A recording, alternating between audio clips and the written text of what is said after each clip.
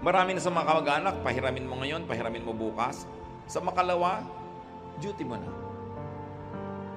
Tulungan mo mag-enroll ngayon itong si pamangkin, sa susunod na SEM, tutulungan mo uli. Papagraduatein mo na yan, naging duty mo na. Hindi na marunong yung taong magbigay sa'yo ng luwag. Meron naman, tinutulungan mo na nga si kapatid A para hindi na matulungan ni B kasi si B ay walang pantulong.